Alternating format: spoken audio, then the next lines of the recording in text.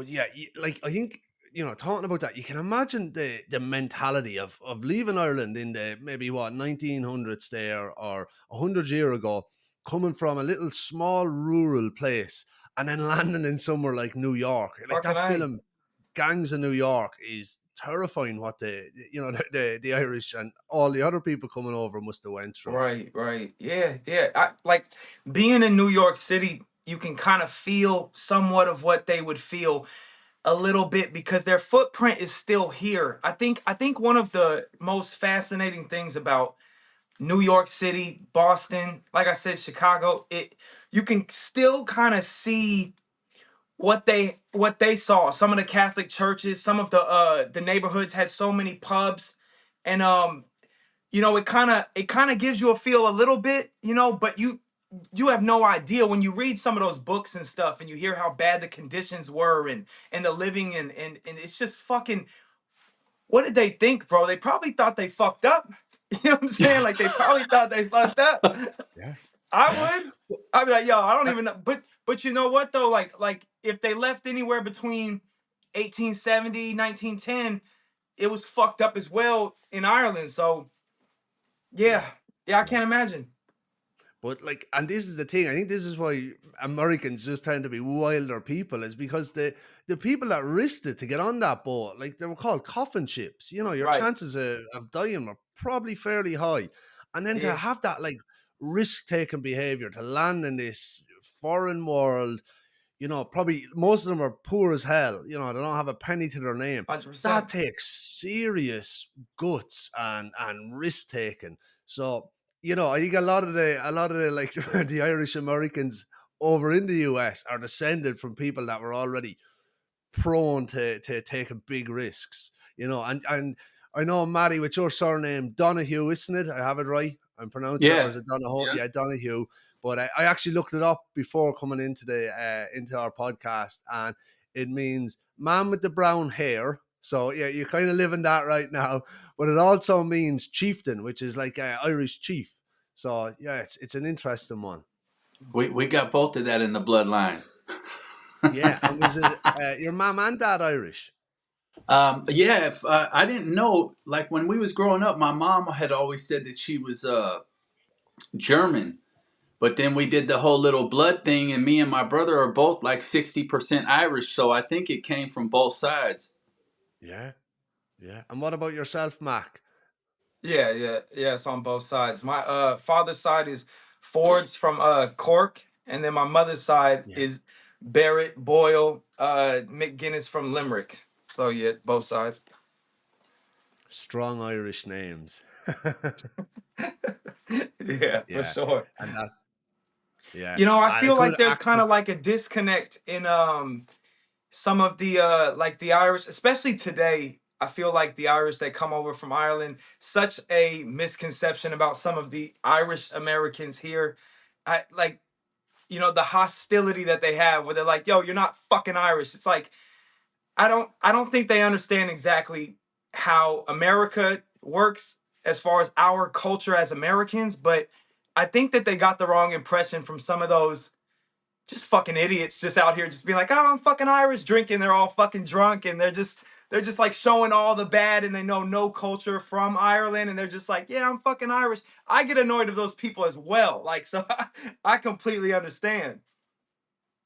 Yeah. That's it. And you see that it's like maybe there's 1% Irish or that, and it's claim. I think it's probably because Right. Ireland has a good kind of, I suppose, global image. Like it just tends to be fun. Like you've been over to Ireland and stuff like that. It can be fun, especially around when there's big events on. Summer, winter can be bleak, obviously. Yeah. You know, uh, but yeah, what's the community like then? Like, so, well, actually, even jumping in, Matty. So I heard you on the Connect podcast, obviously, and I think one of the things that I absolutely loved, obviously, you had a kind of crazy wild life, but you speak about your family like with such reverence, like with such, these were role models and stuff like that. And I think that's a very Irish thing that really respect for family, and family is pretty much the heart of the home, the heart of your life. What was it like growing up in an Irish family in California? Uh, My whole life was kind of wild, but my dad, you know, and like the older I get and the more settled down I get, the more like I admire. Like me and my sister had a conversation the other day, and I told her, I said, you know, I trip these days on how much love that we had in our house. I know it was chaotic. We had a lot of craziness stuff going on at all times, but the love that we all had for each other, it was like we were raised on love, man. And it's like I said, it's kind of bizarre because I'll tell the stories of all the craziness, but like the strong ties like me and my brother and my sister all have, just like the closeness, it's unique. So but like my dad was just like family was everything for my father, and he preached that stuff from our earliest memories. You know what I mean? It was like y'all are gonna stick together, and it's just that was his mentality. You know what I mean? And I don't know if that was some stuff instilled in him while he was growing up, because my father had a horrible upbringing. He was close with his father, but he disliked his mother. So I don't know where the whole like strong family ties thing comes into my little life story, bro. But it was there, and I look back on it frequently these days because it's kind of admirable how much love was in that house, and just the way my dad ran the house while he was there. You know what I mean? It was nice. Yeah, and that family unit is, it just tends to be a really good springboard for, values later on in life and stuff like that. If you've had the, you know, ties with family and connected with family, it just tends to make you, I find, that bit more resilient. You're able to handle a bit more. Uh, and Maddie, I suppose going into some of it, so sorry, obviously that wild story, and I suppose with such a story like that, it's hard to know even where to begin. But you've been to prison, you got to spend a lot of time in prison. You were caught with a lot of drugs. You know, gone on now. You're doing rap. I don't know, where do you want to begin, even on the Maddie story, or what's, because there's so Look, much.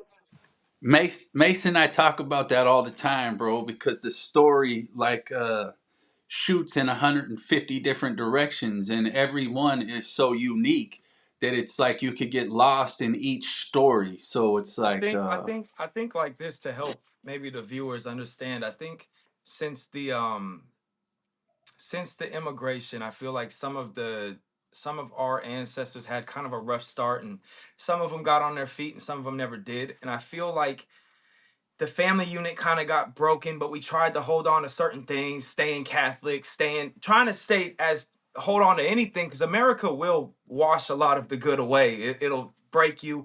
The capitalist society is brutal. And I feel like the lane for crime was always open to some of those people that didn't get on their feet right away. And I feel Yeah, like some of our family members just jumped into that lane to say, hey, like fucking hey, I gotta make it somehow. You know what I'm saying? So yeah. the door was always open to in our family, like to jump into that life. And Maddie's family, way more than my personal family, they just fucking dove into it. Uh and it started with his father. His father kind of kicked that door wide open, and Maddie didn't stand a chance. Like his No, fucking home was like fucking, I don't want to say all criminals, but almost. it was. Almost, man. My whole Almost. house was criminals. Every I every wasn't single gonna say it. person, You know what I'm saying? I wasn't gonna say every person that I it. grew up with in my house went to jail or prison. And like for my father, bro, to understand like why I think my father's path went down that way is because my father was like a super alpha type of person. When I watched Mike Tyson talk, and I know this might sound crazy to people who don't know my father, but when I watch Mike Tyson's demeanor and like his anger and like the just his reactions to certain things, it so much reminds me of my father. So a lot of times I sit there and I look at my father and think, could he ever have a normal construction job? could he ever have somebody telling him what to do? And I think that's where my father struggled.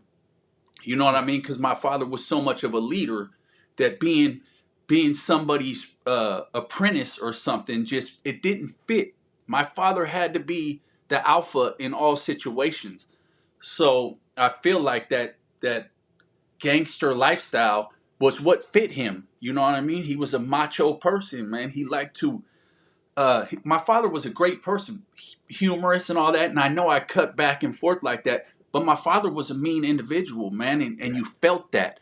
So it was like that that lane was his lane, if that makes sense. So he had two sides almost. He had a fatherly side, but he also had a criminal side. And what sort of criminal? Like, was it more loan sharking? Was it drug dealing? Was it extortion? All of No, the Um, see, above? see, see, like here, Maddie, I got like my grandfather, he went to prison. His in his day and age, it was more of that, like the gentleman gangster sort of thing. But as far as our parents, their generation was like the 70s. So it was more like you're gonna do robberies, you're gonna fucking sell meth, you're gonna be a drug dealer. Like they didn't really have that whole soft sort of crime game. It was like all or fucking nothing in the 70s, like bikers was big in Northern California. That sort of thing. well, and like when my dad was a kid, my dad was a drug addict, man. A unique story that I was told one time. I'm in Vallejo fighting a case in the court building. I just came out to court from San Quentin, and some a black dude rolls himself in there. He's in a wheelchair, and I got an attorney visit. So they say, hey Donahue, come here for a minute. So I go there. I talk to my attorney. When I come back, the guy goes, hey man, are you related to the Donahues from Vallejo? And I said, yeah. And he was like, man. And this dude just went into the stories of my dad and his brothers. These fools would go into the projects and rob the drug dealers. You know what I Sheesh. mean? And this was coming from an old school dude. And it was like this cat. This cat was from the street too. Obviously we're both getting ready to go to prison. So when he's speaking about it with admiration. It was unique, but I say that to say that my dad first went to prison for robberies, for murder robbery.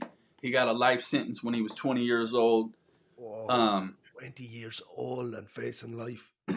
yeah, and bruh, at some point, a governor came through and gave everybody determinate sentences. So everybody that had a life sentences ended up getting a date, which benefited my father. So he didn't have to go in front of the board or anything like that. He ended up getting released that way. And he went back for one violation, but he never went back again. But when he came back, instead of doing like the robbery, drug addict type stuff, my dad became like a baller, man, and he was doing real good for himself for a long time. And did he stop there? Did he quit the drugs then? Yeah, Or he wasn't. So he didn't. He would party like my dad would do his little thing on the weekend or whatever. But my dad kept it tight, bro. Like when we was growing up, like my brother and I didn't really realize that my mom and dad were drug dealers until my mom and my dad split, and then everything started becoming clear. You know what I mean? So, but my dad was like there's so much to be said about my father, man. He was a unique individual. Like I said, he could have the whole room laughing, or he could have everybody in the room scared to death. So, a charismatic sort of character as well. yeah, Yeah. And what about your mom then as well? Because your mom, like from what I'd read, your mom was almost more notorious, for want of a better word. Am I correct in that? That's a I fact. seen a That's lot a of, fact. I read a lot, and she was like really high up or really ambitious, let's say. yeah. My mom was my mom's story is crazy too, bro. It's like I feel like my mom always had that little flair, right? Even before she must have met my father. But then once she met my father, it's like have you when you give power to certain people, sometimes they don't know how to deal with it. You know what I mean? Instead of accepting the role and just remaining somewhat of the same character, some people turn on a switch and it just keeps building and building and building and becomes like a little flame of its own. And I kind of feel like that's what happened with my mother. Like my father got her into the mix and basically showed her the ways and whatever, and my mom just took the ball and ran with it like a Yeah. pro. And what was motivating that, do you think? Was it money? Was it the lifestyle? Was it power? Power, I mean, in my opinion, power is everything, man. You know what I mean? It's like money is nice, but when I came home from prison the first time, bro, it wasn't the money or the game that I missed. It was the attention. Before I went to prison, everybody was talking about Matty Boy. You know what I mean? And even though it was in the bad thing, like I was fucking up like a retard, but I missed the attention. When I came home, I didn't have it. So that power, in my opinion, is what brings most people to the game. Yeah. And it's the self-esteem. So there's a in psychology, in criminal psychology, there's this thing called criminal social identity. And pretty much what it specifies is that, like, I think with your case as well, if you're around criminality from a young age, it starts to become almost a source of self-esteem and identity building. Like, if you might know, what, so you have, say, an LA Lakers fan, and all they do is talk about LA Lakers, and they go to the games, and it becomes part of their social identity.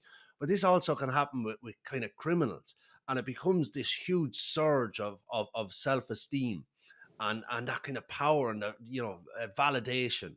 And it sounds so interesting because that's almost what it sounds like happened. That because everyone thinks people sell drugs for money, or they want to they want to get rich or have a bigger lifestyle. But with so much of the research, and even with your case there, it's that power, it's that self-esteem that's really driving it. Well, and you could only speak for yourself. So I don't really know what drove my mother, but I know what drove me. And Yeah. and I feel like a lot of times we are a reflection of who we were raised by. So I know that power felt good for everybody, man. I can't imagine, like, especially for my mom, man. I mean, God, I feel like there was gangsters all over the world that knew my mom. Yeah. Yeah, see, that like his knowing, even though we had family ties together growing up, the people that they were around were like all in gangsters. Like they weren't really like 1 foot in, 1 foot out. So when you're around that environment, you start getting involved just the same way that they are, and then you find out that some people, weren't really cut and shouldn't have been that invested in the game. But it's really the environment that helps shape that. When you start hanging around people who are full-time career criminals, this is back in the day when this was a fucking career, like these people took this shit serious. And if you're around that, it starts to normalize, and then it becomes your new normal. And before you know it, everything that you're doing is criminal, but it seems normal at the same time. So it's weird because the environment in Northern California, if you jump into these circles, um, you don't know why you're doing it. You're just fucking doing it. It's because you're around these Yeah. people. And I stayed away. I stayed away. Like Maddie's talking about, like the attention. There was a lot of attention on them. I had more opportunities to jump in with that crowd, but they were just too fucking deep. And like, like I dabbled in crime, but I would consider myself, in comparison, especially at that time when Matty was really running with the shit, nowhere near invested as much as his mother, father, the people his mother hung around. They were all in gangsters. So Yeah. the mom, whether she's a woman or not, she's gonna follow suit as well. So, Yeah. bruh, like the gangster movies, right? Like, for instance, like The Sopranos or whatever. The Sopranos knows that, or John Gotti, for instance, he knows he's being watched, but he still wants that attention. That Yeah. reminds me of my father. You know what I mean? My Yeah. father, bruh, but it was in my father's situation, and it's unique whenever I have conversations like this because thoughts come to me. But my father in our town, bro, everybody knew my dad. One time, the whole neighborhood tires got popped on everybody's car on the whole neighborhood's tires got popped except for my father's. So like everybody in the neighborhood was like, What the fuck? If it wouldn't have been my father, they'd have probably thought it was us that popped I the was gonna tires. say But they that. was like, ain't nobody gonna pop this motherfucker's tires. They don't give a fuck how minor of a thing it They is ain't or that whatever. crazy. They ain't that crazy, bro. So, but it's unique. So I grew up in a way where I thought like the attention was part of the game. It wasn't until like I matured in my drug dealing experiences that I realized that attention isn't what you want. But by But then look, it was too Maddie, late. Maddie, look. I think that Big Matt, his dad, I think that prison smartened him up in a way to where, because he never went back to prison, like, No. Yeah. and he could have, but I think that he, now you can correct me if I'm wrong, Maddie, but I think that he kind of looked at you and even maybe your mom and was like, y'all wilding right now, like a little bit. You know what I'm saying? Yeah. Like a little bit. Because he was a smart individual. Like he kind of knew when to turn it off and turn it on. You know what I'm Yeah. saying? And that fool, I think he knew already how he felt about prison. So when he pumped the brakes, bro, it was like I think it was like, bro, I've already experienced that. I know how much I hate it. So I'm not gonna try to go down, even though it's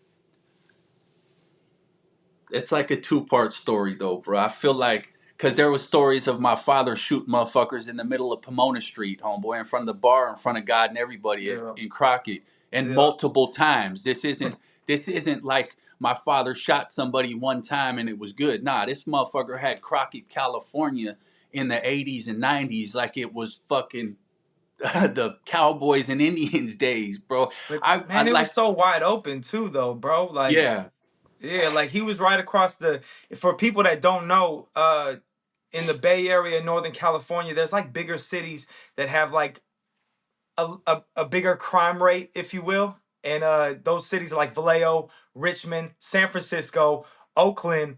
But there's these little tiny kind of hidden away cities that are like wide open that a lot of people use for like trap houses, which are like the drug houses, which Yeah. it's they do that because they can operate a little bit more freely without getting fucking bothered by the rival uh, gangsters or the fucking cops. The cops don't even want to touch it because they're like, dude, we don't even know where this stems from. Our resources aren't big enough. You know what I'm saying? Like, Yeah. so he had Yeah. Crockett and Rodeo wide open, bro. wide open. Wide And so open. come here, you would have seen like, throughout the years, like from your dad's time, Matty, yours, Mac, is it all changed? Is it all like like, from anything I read or see, you always hear people talking like that gangsters were gangsters maybe, but there was there was still values. There was almost a gentleman's kind of That's code of gone. honor. Is that gone? Is it That's just gone. got crazy That's now? gone. That's gone. That's In, gone. That's gone. in, That's in my gone in New opinion, York, everywhere. Gone. social media, and I know this sounds crazy, but social media fucked that up for everybody, man, because it's like, uh, drug dealing used to be for a certain character, and now everybody thinks they could be a drug dealer, and all that creates is the madness of what we have today. There's no gangsters. It's everybody's like, it's all image. You know what I mean? I'm gonna pretend to be a gangster, but then when it's time to do gangster shit, I'm not gonna do that. So, no, Yeah, I think yeah, that yeah. There's kind of also like a the individual now is all about himself. Back in those days, there was a brotherhood, believe it or not. I don't think it might not have been as extreme or prevalent as the 40s, 50s, and 60s, but there definitely was that loyalty aspect. But you always had the betrayal that was going to be mixed in it. It's inevitable. But nowadays it's just it's the kid that wants to push the image out there, and I'm not saying they won't kill you. They might kill you. You know what I'm yeah, saying? I'm not saying that's definitely on the table. But it's like, for what though? For what? What are you doing all of this for? It kind of boils down to a selfish sort of motivator. But no no, all that's gone. organization. Yeah, all that's Yeah. gone. And I Yeah, think I think it's exactly what you said there as well. I think there's probably an element where social media glamorizes it. But again, social media is a filter we put on ourselves. Like it's not, Hundred it's percent. very rarely your real life. So everything looks more glamorous and Yeah, everything's a bit probably faker and stuff like that. But the yeah, it's highlight so reel. yeah, yeah. Yeah, but it's so interesting to hear. Like, why did it? Where did the like? And it's so weird talking about where the gangsters lose their values or that. But where did like that gentleman kind of or respect at least? Where did it disappear to? Did people just become more narcissistic? Was it more? Yeah, where's the influence? What happened? Do you think, in your But opinion? I think it was like I was saying, bro. Once upon a time, only certain groups of certain characters were invited into the criminal circles. Now everybody Yeah. is a criminal, and it doesn't work like that. Not everybody could be a criminal, and then it just like it became a joke. Like people at one point in time used to respect gangsters, bro. People like even in prison situations. If a cop came up to a situation and he was talking to a real gangster, that real gangster is going to tell him the business. Nah, you like this is what it like. There was a respect. There was it was just way more. The characters were different, bro. Now it's like I said, it's a game where the characters that are playing shouldn't be playing.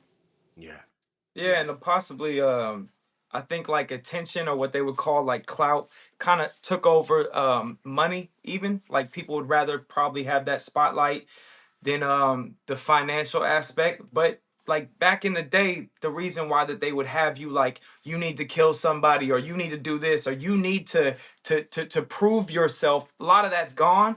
But the reason they would have that is just so I know, hey, look, yo, you're playing with the same amount of money I'm playing with, homeboy. Like I know that you're involved in this shit. But nowadays, somebody, if they come on and they look the part and they say, oh, well, that guy has the attention, oh, let him in. It's like, bro, you don't know who the fuck he is underneath all of that. You know what I'm saying? So you don't know who you're doing crimes with nowadays. So, and then if you don't know the person, there's no real love there. Why not fucking tell on them? You know yeah, what I'm saying? Like, so I think it just got the motivator of, hey, look, let's get money. It's the criminal world has never been a nice place or anything like that. But I feel like today it's even scarier because what the fuck is fame? What is the attention? What value does that really have to who we are as people, man? It's like somebody's willing to kill you for the recognition of killing you, man. That's kind of crazy. Yeah. yeah, Yeah, I heard CML one time not too long ago. A rapper from Sacramento said that these days, I think he was aiming this towards women, but he says these days a person will seek you out over how many followers you have instead of seeking you out by how much money you have. So yeah, like your clout on social medias is more important than your money, like your Yeah, stabilization. let me clarify that. I was saying as far as like if you're gonna be a piece of shit, I would pick a piece of shit that's motivated by money over attention. But you should fuck with people. You should bond together over somebody's character. And I feel like back in the 70s and below, I think it was more about that. Can he hold his mud? Can he hold his Yeah, water? Is he afraid to go on certain missions and things like that? Now I don't even think they're checking for any of that. I don't think yeah, there is a real conglomerate of a criminal world. There might be groups of people together, but they're out for themselves. Like they yeah. might yeah. appear to be a group, but it's the individual that's going, he's doing it for himself. Yeah, that I think that makes so much sense as well. And I think in the 2000s, it became that generation of me. Everything, it became all about me, and social media accelerated that because it was all about me, and it was like we're in the me kind of early generation. The It's just instant all about gratification. Yeah. yeah, yeah, that's it. And Maddie, I suppose even to go, I suppose to drill a bit more into your story. So when did you? When did you first start getting in trouble? I suppose for want of a better word, and end up in jail. I started going to like count or hold on a second. I started going to like juvenile halls and stuff when I was 13 years old. Um, I don't know. I think I want to say my first time going was for crank. I think it was either crank. Yeah.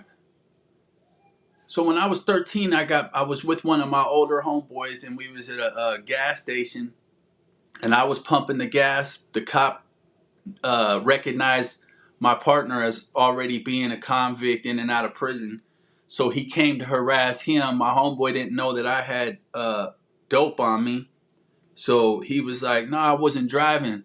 So the cop came over to me, and I went to jail. I ended up beating it because I wasn't in the car, and the cop illegally searched me. But that was the first time I went to juvenile hall, and then after that, bro, it was like, as a juvenile, the majority of my cases were all violent.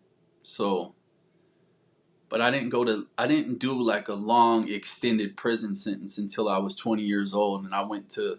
So they raided my house. They found 90 grams of meth in my mom's room, and they charged me and my brother and my mom for 30 grams of it each. And I got 2 years for that. And then I went to Solano County for a battery on a police officer with a great bodily injury, and that sent me to prison for 4 years. Oh, you're still really young, like 13, 20. These are Oh, like bro, it very was like, formative years.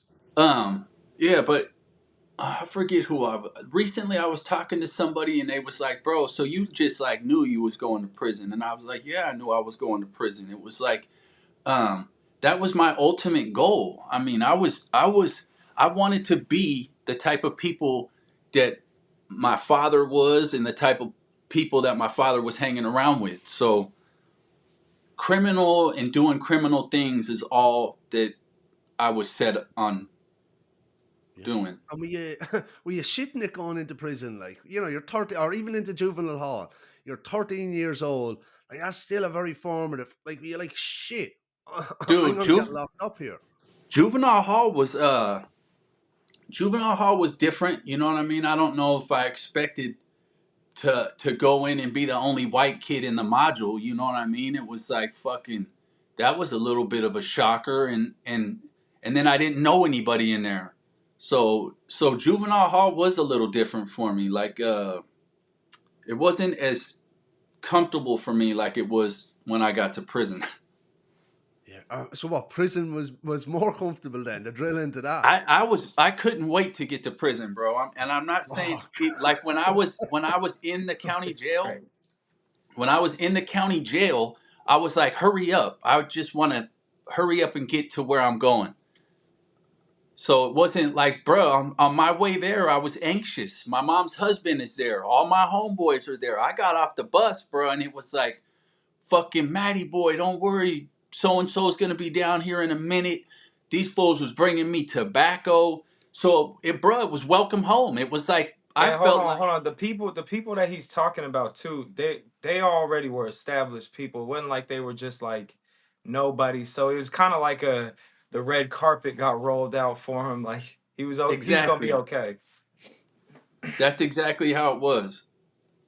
so There was, I suppose that's probably a very different experience to prison for someone maybe that's ends up hitting someone and gets go. They're not maybe a gang or criminal affiliated and end up inside where I can imagine that must be oh shit because no one. But you went in and you were almost. It sounds like you were nearly there was a it was you were like a celebrity going in or you were very well known yeah. and so did you have more respect? You got stuff handed to you. What was that experience then of being a more well-known inmate going in? It was probably detrimental because it just became easy. It was like it wasn't uncomfortable for me. Like I could imagine some people go in there and everything is uncomfortable. Maybe they got to continuously prove themselves because people don't know their character or haven't heard of their character. But for me, being how easy it was, I imagine like coming home and going back was like shit. This ain't nothing. So You that know? like that has the opposite effect nearly on someone like you because prison should be it's I don't know if you want to call it punishment or Yeah, reform, but for you it was it's validation nearly, and I'm with people. I have status in here, which is really important, and yeah. Well, Does the that thing sound that's is, stupid, interesting. Mace? Does that sound I fucking was gonna ignorant? say the thing is like where we're from, uh, there is a pretty dominant criminal atmosphere already, and when you run with the big boys, you're kind of expected to conduct yourself like the big boys. But there is a sense of I wouldn't say you have it easier.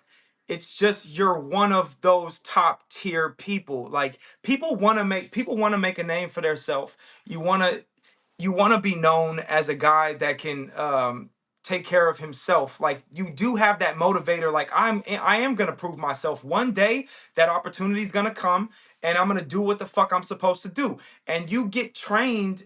It's kind of like what I was talking about earlier, where you don't even know it's happening. It's because it's the environment you're around. So like Matty, I know for a fact during that time he was already around some people that were neck deep into the game, so they're going to show him how to conduct himself at that level. So some people from the outside might look at it and be like, oh, he's getting special treatment. But when that time comes, he's not going to get he's not going to get a pass. He's going to have to conduct himself like those Well, people do.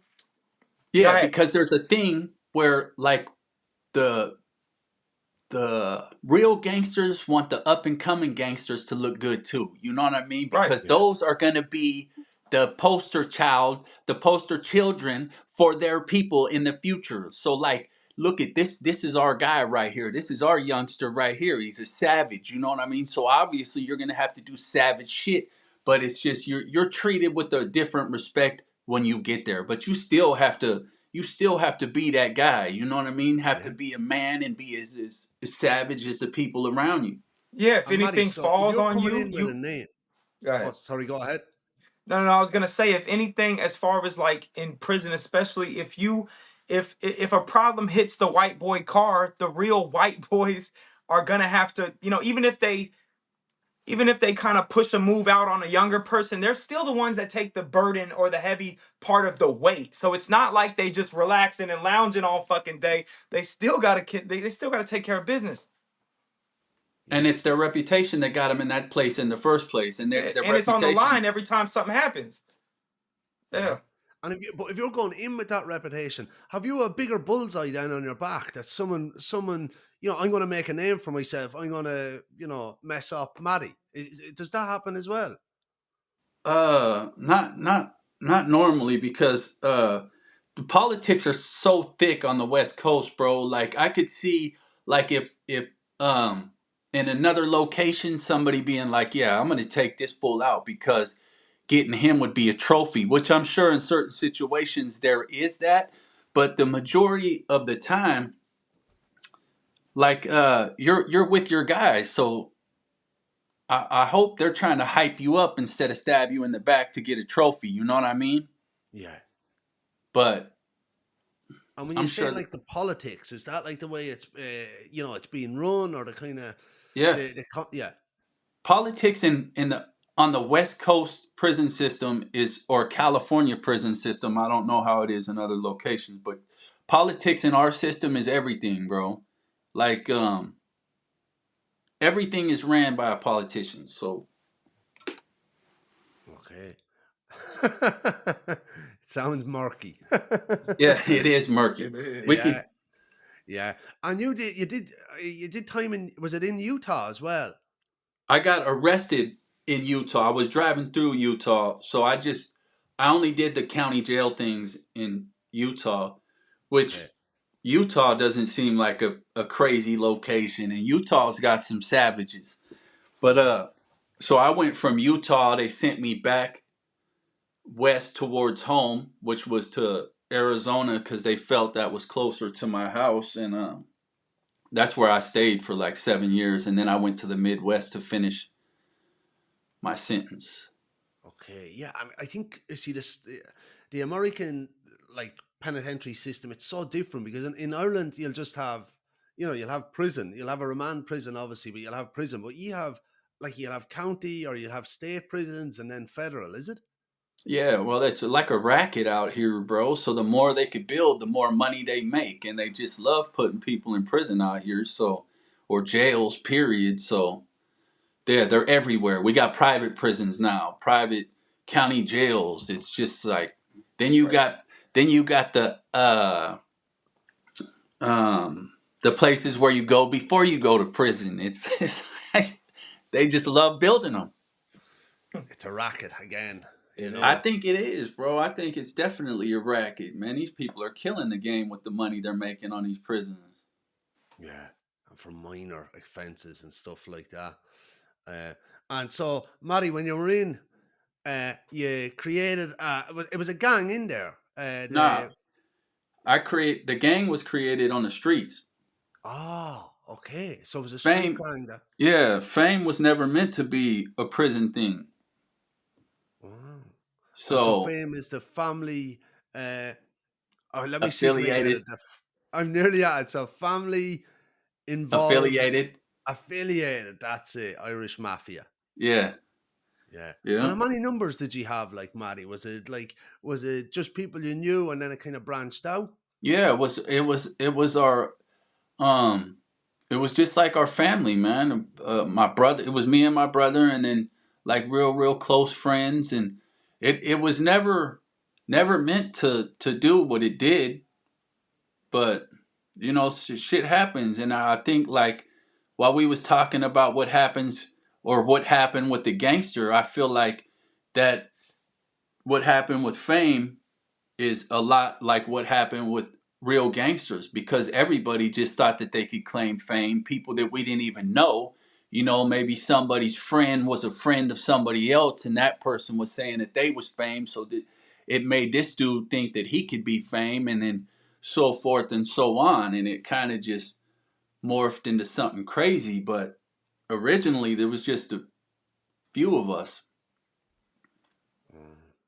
And is fame, like, is it still around, like, or I suppose where's your story at now? I know you're doing a lot of the rap music, and I listen to it. It's really good. It's the sort of rap music I like to listen to.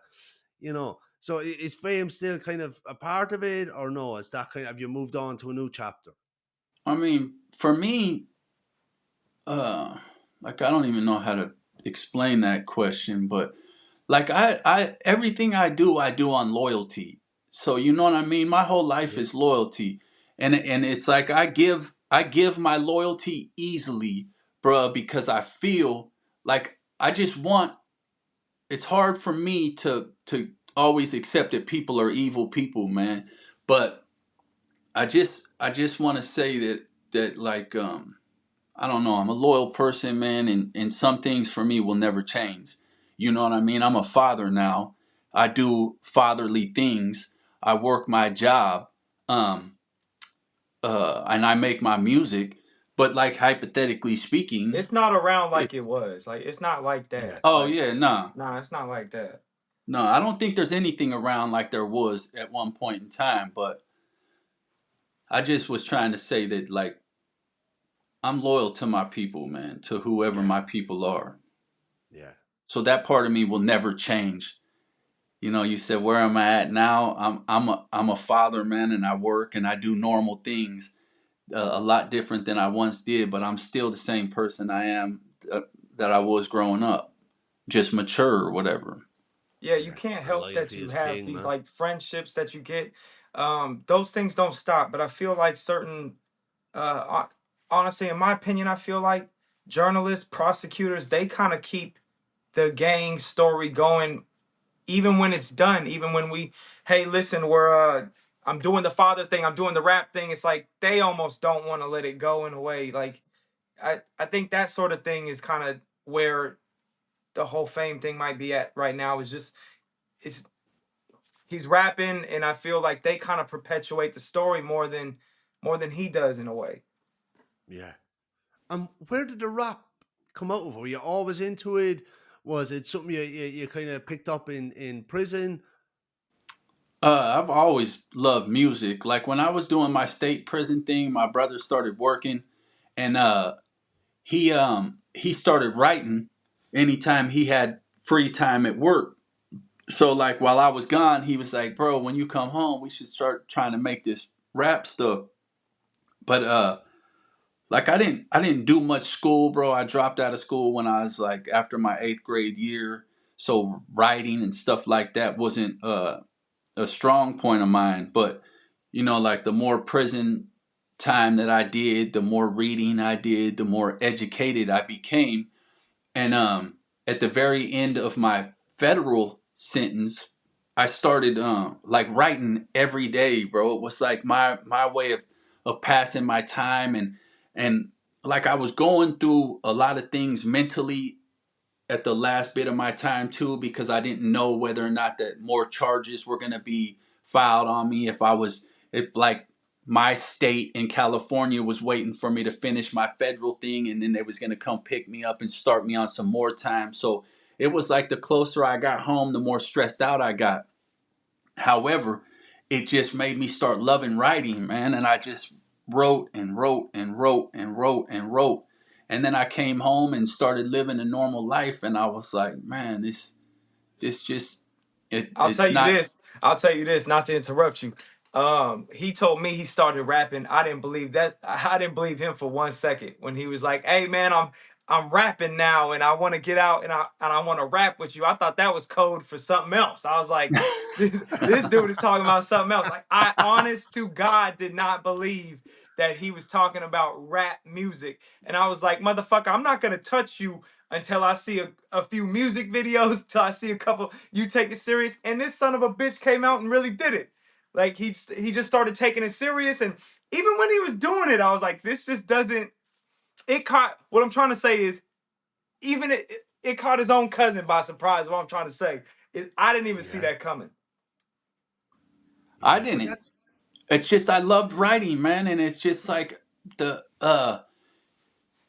being able to write and talk about the life experiences. For me, it's like I get to keep reliving all the shit that excited me my whole life. You know what I mean? It's like I uh like how you said that. You said that one time in a podcast. You're like, it's like the closest that you're willing to get back into the game. You know what I'm saying? yeah. It, like it allows you to get some of those feelings that you used to enjoy without being in it. You know what I'm saying? Well, I yeah, like that. without going back to prison, man, Right. and that's what it does for me. Writing just like it helps me, man. It gives me something to look forward to too, bro. I wake up in the morning and I'm like, yeah, man, I want to get back to writing this rap that I'm writing. You know what I mean? And like, bro, there's no other feeling in the world when people like I send my the ready to be mastered version of my song to Mace. Mace hits me back 5 minutes later, like, my God, blood, you went in on this, and it's just like that's a crazy, unique feeling for somebody that like at one point in time I didn't ever think that I could write a song.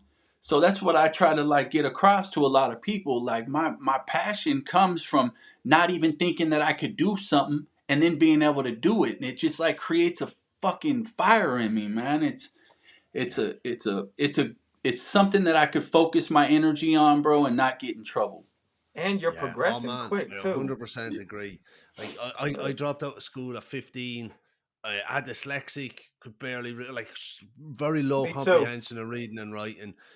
Went fucked around for years, construction and all that. And it was only when I was living in Canada, man. I was working in a hostel at the time. I was working the night shift around 4 o'clock in the morning. I picked up a copy of the Great Gatsby. This is around 12 years ago now.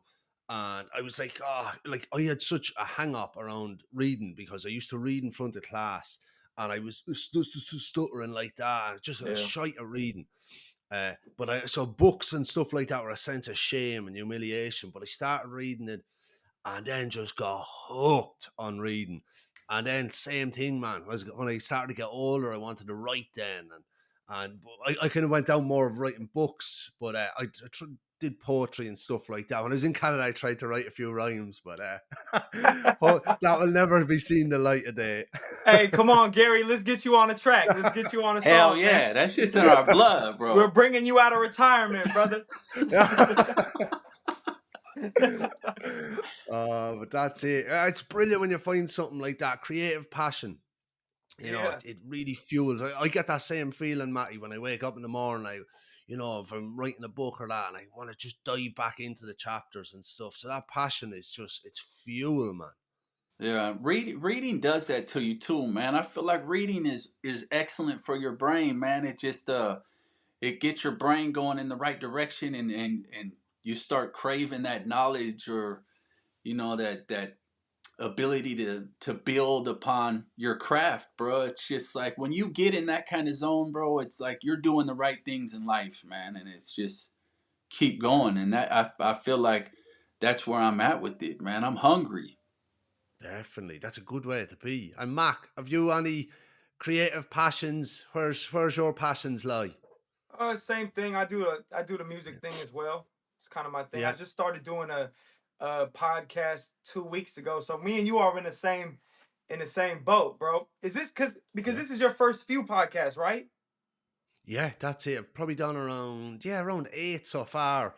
Oh Most of shit. them are kind of going to do 2 a week, but yeah, and again, I like facing something new. You're probably the Yeah. same. It's like, oh shit, what am I going to ask people? What am I going to do? But I think you get into the rhythm of it, and you kind of find your passion with it as well. What's the sort of theme in the podcast there, Mac? Wow. I don't have like a structured theme. A lot of people just want to hear like growing up life stories, but I just talk about like current events and I kind of mix it in with the personalized stories and just giving my opinion. And I kind of bounce off of the fans a little bit. I allow them to kind of dictate where where I go with it. And I tried to do it about 2 years ago and then I quit. And people were just nonstop messaging me over and over again, bring it back, bring it back, bring it back.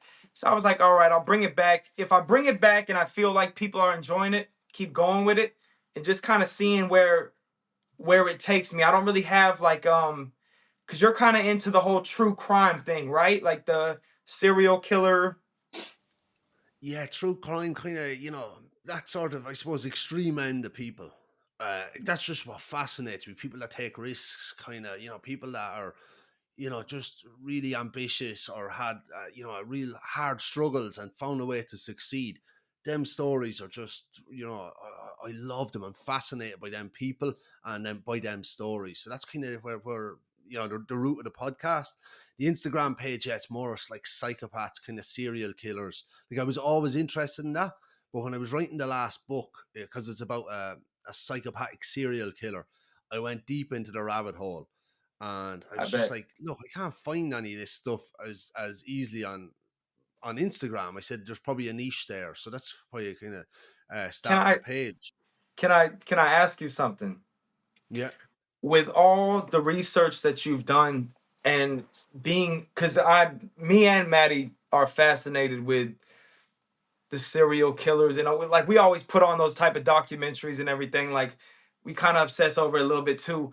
What would you say, but we're not serial killers, like we're far from that. What would you say the average person finds in common with those people who are so extreme? What do you think brings us to them like together? yeah.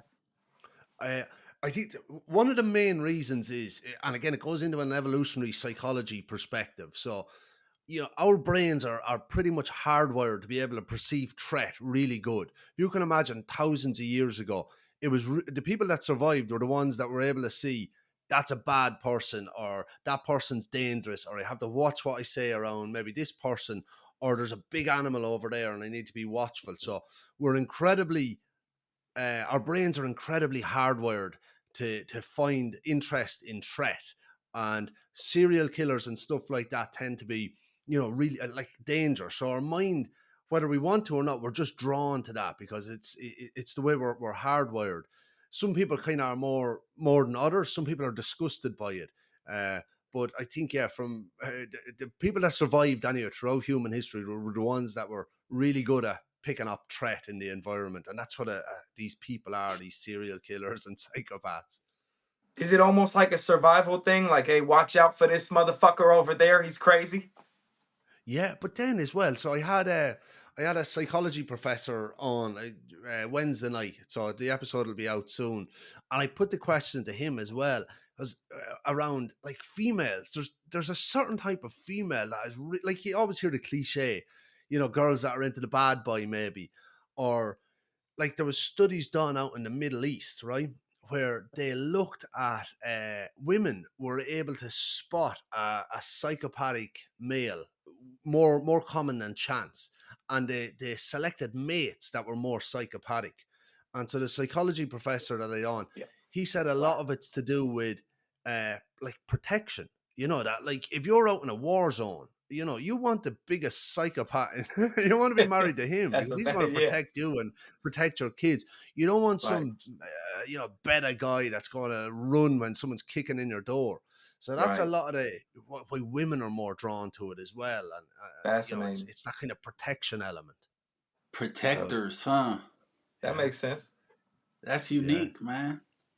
yeah. Yeah. But But it's a fascinating I thing. see good things for your podcast, bro. Like you have a natural way of Hell doing yeah. this. Yeah, it's crazy. Like you're the best by far, I think. You're gonna go No, places, yeah, bro. and it's easy to talk to you, man, which is Yeah. unique.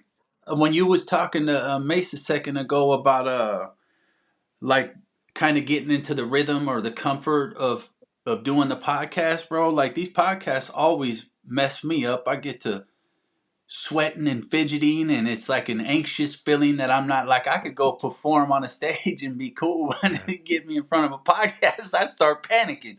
I'm over Yeah, here yeah. shortness of breath. I need to hit me some more. Not that bad, but it's crazy how. But I say that just to say that I wanted to piggyback off of what Mace was saying, man. It's been comfortable. It's been easy to chop it up with you. It's unique, and I think that your podcast is going to be successful as well, You man. you know what? A lot of people that I meet from Ireland, obviously not all, but a lot of them they do have that gift of gab. Like they're able to there's something so comforting about the rhythm in which they speak. You know, I've That's noticed that. dope. It's true. It's true. That You was could have the almost a worst bar day. right there, homie. Yo, listen, you could have the worst fucking day and you could just go into, the local Irish pub and, you'll just tell them that you ate shit the whole fucking day and they'll somehow have a way of making you feel like, you know what? It's all right. Yeah, Hey, listen, I had a fucking horrible night where I was just being a fucking drunk idiot. And I go into my friend's bar. He owns Hibernia on 50th out here in Hell's Kitchen. And I go, man, I'm fucking so sorry. Like, you know the fear, right? Gary, do you know the fear? yeah. Oh, You know the fear? yeah. Maddie, you probably don't know the fear, huh? You don't know the fear? No. The fear is when you wake up the next morning from being a drunk fucking idiot and you feel like you have to apologize to the world. You're You like understand? blackout the night before. Yeah, and you just wake up with the fucking fear. So I woke up with the fear. I go in there and I tell him, I go, man, I'm so sorry. I don't know what I did. And he looks at me, he goes, don't worry about it. It was just your turn. We all have a turn. And I felt so good about it, man. I was like, that's the best response anybody could have fucking gave me. Yeah, Hell yeah. Yeah, they yeah, have a way with definitely. it. I have a few friends that have, you know, that have a turn every weekend nearly. Oh, no, not yet. Oh, yeah. He's like, yo, it was your turn, but your turn shouldn't come back up for another 2 years, brother. Yeah. Oh, that is class. Yeah, Yeah. but that is good, and yeah, whiskey can do that as well. It's just a Fucking A. dangerous menace. It's Fucking a A. menace. Dude, no, yeah, yeah. No, Maddie Yeah, stays away from it. I'm kind of more of the drinker out of the two, but I'm slowing down though. Slowing down. I yeah, don't you kind like of it. have to. I don't like it because it takes away from my craft, man. These days, at my age, I'm an older gentleman, and like my recovery time is not what it used to be. So, and not all of us are blessed with the easiness to write a song in 15 minutes. So, some of us, it takes days, like me. You know, Mac has a easier time, but the Matty version of our music together is usually a little bit long and drawn out. So, But but I think that like I don't know what this is. I'm not gonna claim that it's like a genetic thing, but I think like I have the type of personality that I need to decompress, where it's like I could fucking work for like 30 days straight, but I need my 2 days of just being fucking like a drunk idiot. Like, I don't know what it is, man. Like, I feel like the pub is good for that, and then I get it out of my system and I'm back ready to go. Like, but Yeah, and see, so for me, on the other side of the coin, I start partying or I'll start drinking, then I start partying, and then the fear hits me the next morning. Is that what you call it? The fear? Yeah, Except yeah, for the fear for me is like, fuck, I look like a dumbass in front of yeah. these That's the kids. fear. Yeah, And I got to Yeah, get up right now and take care of 12 kids, and this is not ready. And how am I yeah, going to write when I'm hungover? And then I hate myself for a week straight, and yeah, I call myself a drug addict. yeah. It's the guilt. It's the Yeah, guilt. And it's the I found guilt. out when I was it writing is. as well. It's the time wasted. The next 2 days, Yeah. I'm like slow. Everything's clunky. The flow is gone. There's no sharpness. So, yeah, yeah, and it's just getting older. I think when you're younger, you can party so much easier, and it's so much Yeah, more forgiven. But it gets so much less forgiven. yeah, Yeah, you yeah. know. And Mac, tell us about this. So, what's the process then when you're writing? If you're able to write, like, are you on about a whole song nearly in 15 minutes, or are you No, like, no, no, no, no, more? no, no, No, no. No, He's but he's just talented, bro. He's yeah, gonna downplay it. So let me yeah, interfere real fast. yeah. He Go no, for it. definitely no. could write a lot faster than me. No, Yeah, he's just being nice. I mean, it probably like the way that I write is I have to feel some sort of emotion, any emotion. It could be sadness. I could feel anger. I could feel aggressive. Whatever it is, inside of that moment, if I'm writing in the emotion, not at its peak, it's kind of funny, when I feel like the emotion is raging, you kind of just have to allow it to flow a little bit, and then the yeah, second it starts to kind of taper is when I feel like I can now express it in a way. And if I write in that emotion, then like an hour or something like that. But if I try to force it, it just doesn't happen. yeah. Like it's just something that It's just all about can't hitting be. that flow. Yeah, yeah. You have to have some sort of true inspiration. It has to come from something. You can't, and that's why sometimes when I get stuck and I'm just working and I feel like the same day is repeating, that's when I feel like a bar isn't a bad fucking idea because I can go outside and see a whole bunch of crazy shit and I could get inspired by um the life. I have to go out there and start living again. Like things feel like they kind of get stale. Yeah, they do. Well, Yeah. And I for think for a me, good way. for me, like the alcohol thing, I had a major turn off from the alcohol thing from when I was in federal prison. So it's like a lot of times prior to my federal prison, I was a partier, bro. I was in the bars every night with everybody else. But while I was away, it was like the alcohol was a real prevalent thing, bro. Like obviously, people are looking for ways to escape mentally for through whatever means, and I imagine that alcohol is usually the easiest thing to Yeah. procure in those places. But I just got really, really turned off by drunk people, bro. It like got to the point where it's just like being around people that are because people don't casually drink, bro. People just can't No. have a few drinks, lighten the load, and have a good time. It's like let's get sloppy drunk and do all kinds of madness and spit in people's faces on accident because I'm Who are you animated talking? telling a Who are you story. talking about, bro? Who are you talking about? so I'm feeling so a little but attacked over here, bro. no, no, no. Listen, you want to know Mace's? You know how I know when the homeboy is on a mission? I'll Yeah. text this bastard. I'll be like, homeboy, where are you? 3 days later, he's like, you motherfucker. I'm like, dude, I knew you was on a mission. Bro, look, I don't know how the fuck this dude knows, but like cause I won't even tell him because of this very reason. I'll be like I'll even pick the craziest day. I'll be like, all right, a Tuesday, I'm gonna go out. I'll talk to him right before I go out, so I know I've already contacted him. Bro, the next fucking day he'll need me for some sort of crazy thing going on. He's like, I need you, bro. I'm like, what the fuck?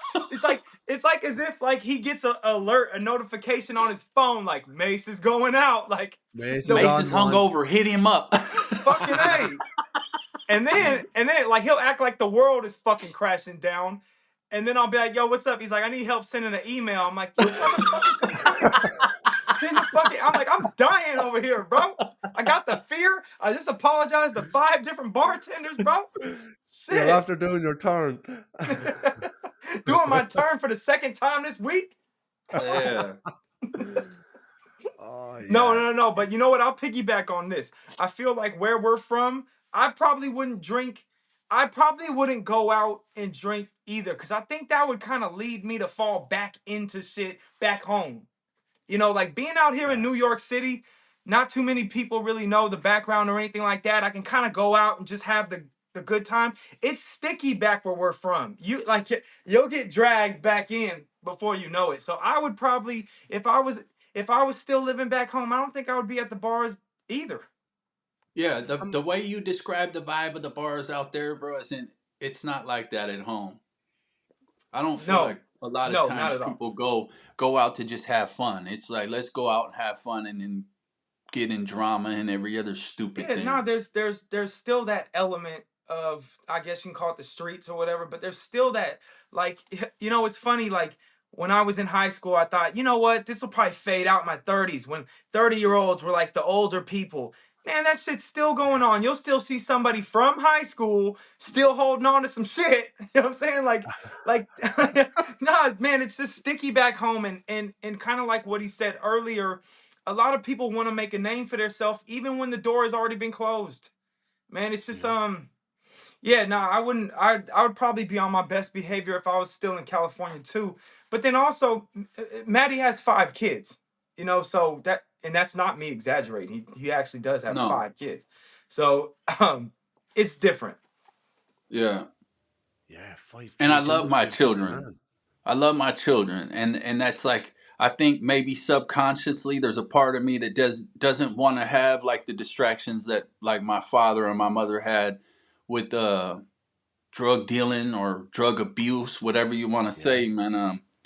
Like my conscience bothers me a lot over simple things, and I made light of it, but the partying thing, bro, that shit does fester in my brain because I want to make sure that I am being a good role model for my children, and I don't want little 100%. substances to make me react to them differently than I would if I wasn't on them substances, if that makes sense. Yeah.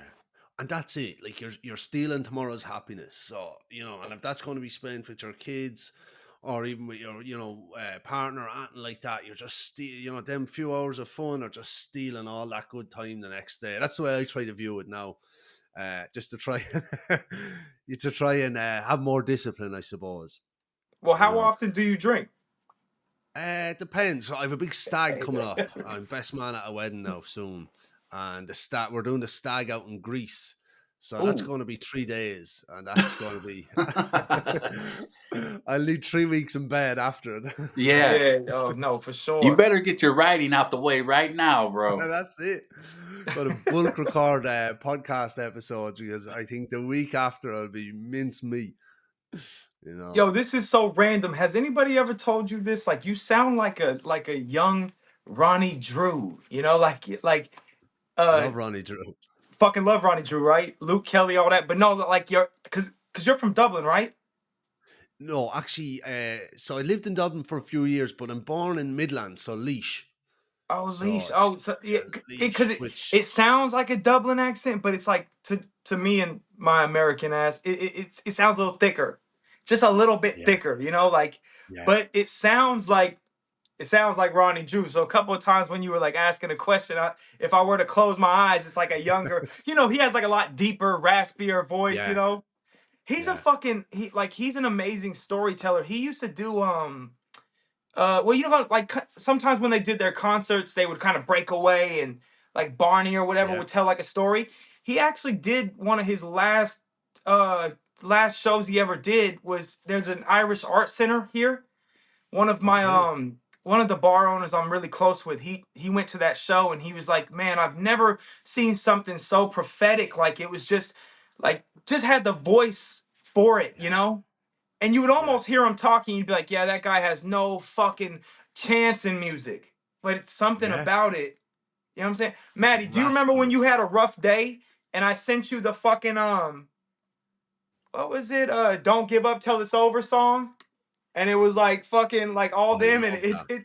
it's just this weird energy that's like it's rough around the edges, but it's like everything's gonna be okay, like feel that you have one Yeah. of those voices, what I'm trying to say.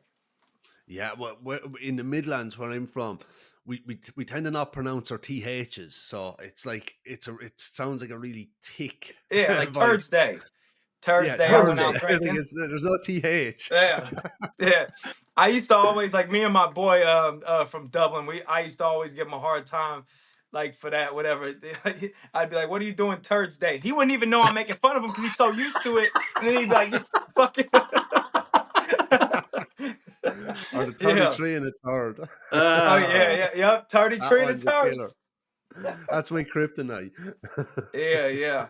Man, you know who else? I don't mean to kind of steer the podcast in a weird way, but I was bummed out when Shane McGowan passed, man. Oh man, he was a But legend. Like, fucking legend. But he did kind of last a little bit longer than I think everybody thought, though. yeah. Like if you You know look what I'm at some of the saying? old footage, there's a video of him. I think it's on the Late Late Show in 1987. I think it is. I could be that, and he's there like stumbling around, drinking a whiskey, smoking a cigarette as Yep.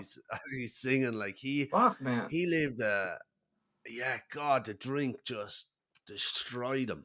He used to But be it made his music so good. dude, it doesn't even make sense, bro. It doesn't even make sense how good. Like, I mean, if you listen to Fairy Tale in New York, like that fucking song is amazing. Like, Yeah. no, but he used to be in Queens. There's a pub called I think it's called Luke Kelly. Like there's a pub called, the fuck was that? There was a pub called Luke Kelly. He would be in there just completely pissed. Hey, look, even the FaceTime loved Shane McGowan and put balloons and everything. Yeah, bro, I'm over Did y'all here see like that? somebody celebrating a birthday. Yeah, did y'all see I that? think he's trying to do hand Yes. movements sometimes. I was No. like, what? Hey, you know what's Because funny Matty is when did you was something like this a minute ago, and no, yeah. it popped When up. he was telling his story, about something, I saw that and I was cracking up to myself. I'm like, even the FaceTime was like, yeah, you did the right thing. Yeah, that's it. There, on it. He's But like, Matt, yeah, come like here, tell this us. guy was a murderer. He's like, See a little thumb come flying around. Murderer. Yeah, we're on the right subject. That's it. But Mark, tell me, how long are you in New York? So, this is going on 8 years. oh, 8 years you're there. What? Going on 8 years. What? Yeah. You just wanted to get out of California, or? Yeah. Yeah. Like, I felt like I kind of capped in California, and I just wanted to see more. And I have family that came from New York, and I heard about it as a kid, and it was one of those places I was always like, I'd like to see what it's like to live there, for at least Yeah. like a year. And I came out a couple of times and stayed for like a month, because when you stay here to live, it's completely different than when you travel. It's traveling here is fucking shit. Like you're in Times Square, you're getting fucking raped for everything. A drink is like 15. It's like the equivalent of like Temple Bar in Dublin. Yeah. It's like everything is so expensive, and it's just not a good time. But I came out here for like a month, and I just love the lifestyle, and I was like, you know what? I like it. And the other thing that I like is what we talked about in the beginning. I feel like knowing that I'm American, knowing that my ancestors came from the motherland, I feel like the fact that Irish people are still kind of coming in and they're influxing, and you still have the bars and you still have that community, it kind of keeps you sharp in a way to where it's nice to feel that you're around it, even if you're not a part of it. Majority of the Irish people that I have, the close friends I have, they kind of incorporate me as much as they can, and I like that. Like as somebody who's removed from the culture, I like to be around it, and you don't get that in California. Nah. You don't even hardly, like, I can't even remember the last time I heard an Irish accent out here. You know what I mean? It's like, I imagine you probably hear that a lot out there, huh? Everybody, every day, every fucking day. Yeah, I mean, the so- people I talk to are from Ireland and all that. So yeah, every day. Yeah, I mean, like even St. Patrick's Days. I feel like especially in the summer, St. Patrick's Day is like every weekend out here, man. It's pretty. It gets pretty intense, man. Like like I said, like no lie, there is so many. Keep in mind, I'm also going to Irish pubs where they frequent, but I'm seeing them on a daily basis. I walk past. I live on 9th Avenue. I walk past at least 8 Irish pubs every day. And I stop in and say hello. Yeah. So it just kind of, I don't know, it just makes me feel good to have those friends from other places. And back home, it's kind of the same old thing. I love the family, I love the friends back home, but it's kind of like, I did that for 27 years. It was just time to Yeah. see something else. Yeah. I remember when I was living in Toronto. Used to work the door on a pub. It's like the most famous Irish pub in Toronto. McVeigh's is the name of it. But I swear to God, you'd go into that place and it's like being back in Ireland. Like it was just every Irish person, whatever No. it is about a Sunday night, just Irish people would descend on this place, and it was They like being pick a back home. day. They pick It's a always day and it's Sunday. like they go. It's so, dude. They have a place, not to cut you off. They have a place called Mean Fiddler right outside of Times Square. That fucking place on a Wednesday, bro. On a fucking Wednesday Yeah. is, as the Irish would call it, bananas. Like it's fucking crazy. Dude, no. Listen, I'm going into there. I'm with a bunch of my friends from America and all that, and everybody that's in there is like, just they're from everywhere. County Clare, County Mayo, County. I'm hearing all these Yeah. accents, and my boy goes, he's black. He goes, "Hey Mace, these are your people. Get us in." I was like, "Hey, listen." These are not my people, man. I just gotta let you know right now. These are not my people, man. I'm just on the outside as you guys are. They're in there fucking going nuts to like Sweet Caroline. They fucking, dude, they party Yeah. different. Dude, now the way that you know what though, that I've actually grown to really fucking love is like, and this is the epitome of what an Irish pub should be, is there's no ego. It's just a good time singing with each other, dancing. Yeah. Nobody's making fun of how they dance or how they dress. It's just a good fucking time, man. Like, I love Yeah. that. Yeah. America, Everyone it's not chatting to like that. everyone. Nah, No, you that get a sounds fucking amazing. club. Yeah, you get a club. It's gonna be a bunch of groups. It'll get clicky. It'll get really like I could always tell. Well, I could see a person from Ireland a mile away. I could tell by the haircut, the way they dress. I can see them a mile away, bro. So like, but I notice when they come in, they're very they'll talk to everybody. Hey, what's the crack tonight? Yeah. Hey, how you doing? Hey, they'll talk to everybody. They don't have any problem with that. An American, he's not gonna do that. He's not gonna do that. And that's kind of sad, bro. It's like I could always tell the person who's really from New York or grew up here, he might say hello to the people that he knows, and he might tip it up to somebody and say, hey, how you doing? But he's gonna stay to himself throughout that night. He's not really gonna come out of his shell. Irish person ain't got no fucking shell. They walk in out of their shell. You know what I'm saying? And I love Yeah. that because they add to that's how it should be. That's how it fucking should Yeah. be. Yeah. Yeah. Yeah. That's it. It's because everyone just talks. It was like that in Canada as well. Like I was living in a hostel. I think I was nearly a year in a hostel, just Ooh. like because it was just convenient to stay, and I love the energy of it.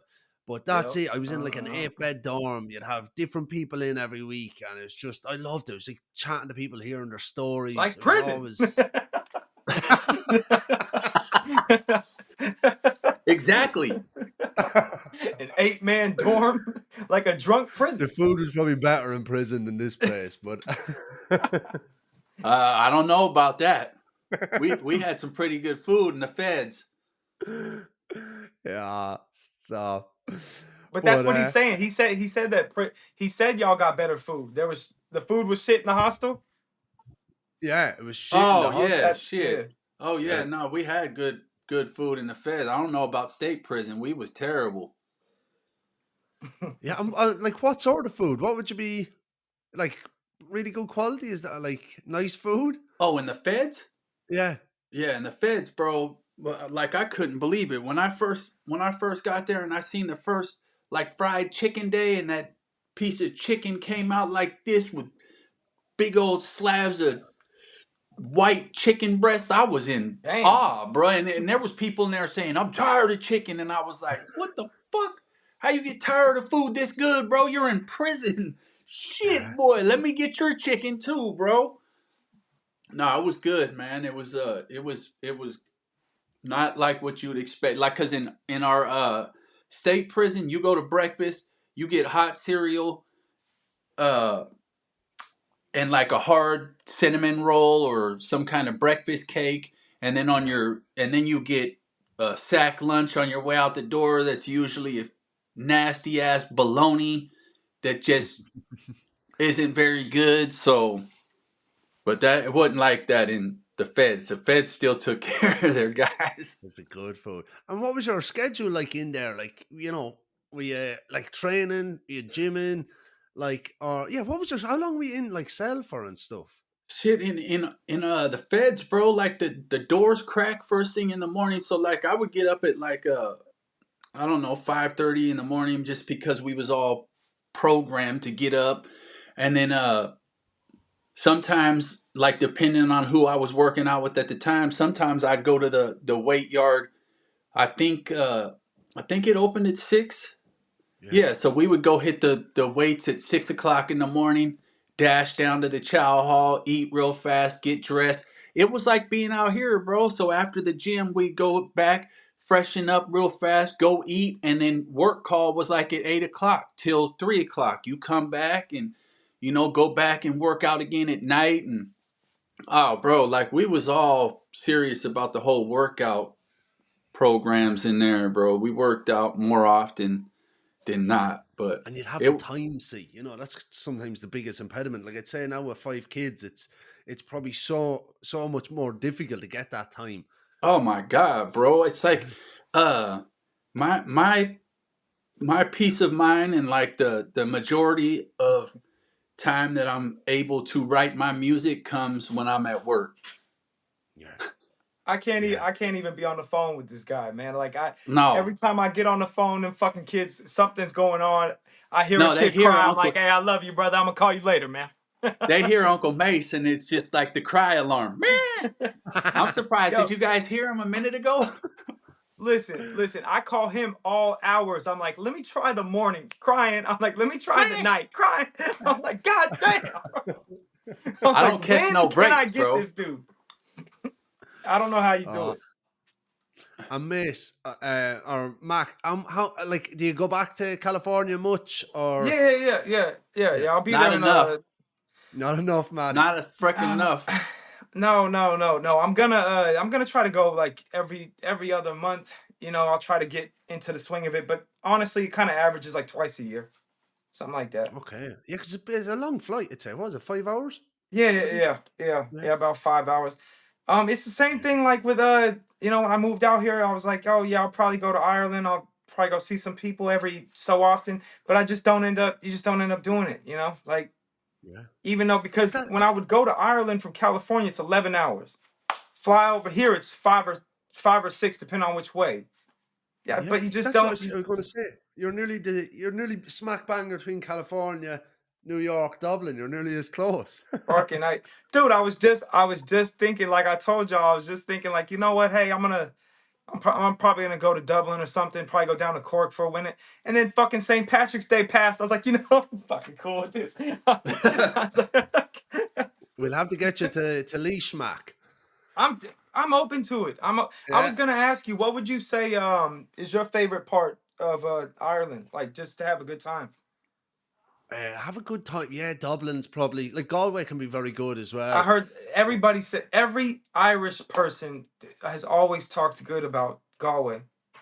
Yeah, it's Yeah, more alternative. It's kind of, Dublin is Dublin. Galway, it just has a different feel. It's very hard to explain it. It's a bit more artsy, but yeah, really good music and really, like, you know really traditional Irish music down there, which is like, yeah, they've been doing it, maybe they grew up with a bowron in their hand and they're just yeah. masters at it. And this is just in you walk into a pub, like, and they're just banging out a Shannog or something like that. I love It's that. Yeah. beautiful. Yeah, Yeah.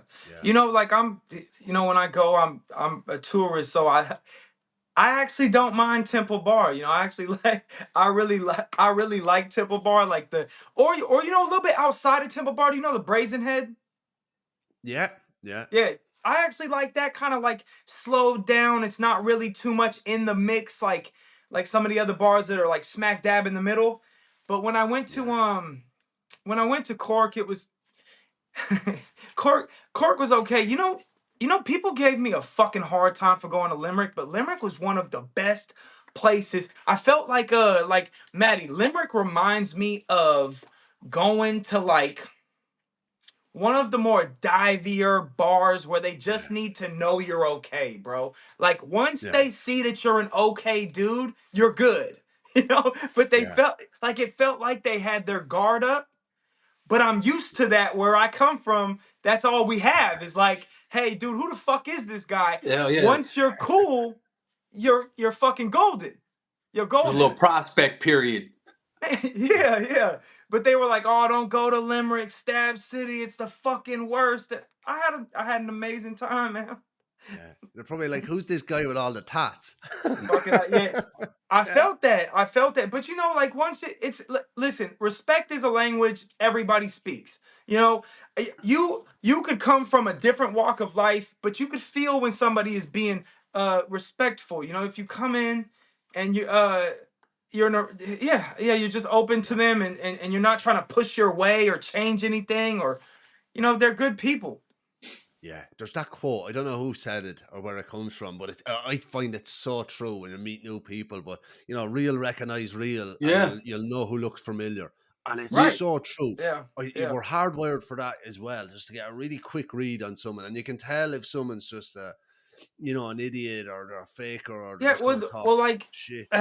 when I was in Limerick, there was more people that were gonna try to test you, to see if maybe you like there was more like I had a moment with somebody that like I know when somebody's trying to test my character, like seeing if I'll Yeah, stand my ground. And I didn't. It's just more about, hey, listen, know where you're at. That's kind of what it felt like because I didn't go to a tour. There really wasn't a tourist area in Limerick, it's not like So that in Limerick. No, yeah, it was more pretty. like I was walking into like I said, Maddie, it was like I was walking into like somebody's neighborhood bar, and they're like, "Yo," so like once they asked me, and I told them, I'm like, "Yo, like my grandmother's from here. Like this is kind of what like they were okay. Like let me just check you really quick." And once I kind of stood my ground a little bit, it was like, "No, he's cool, man.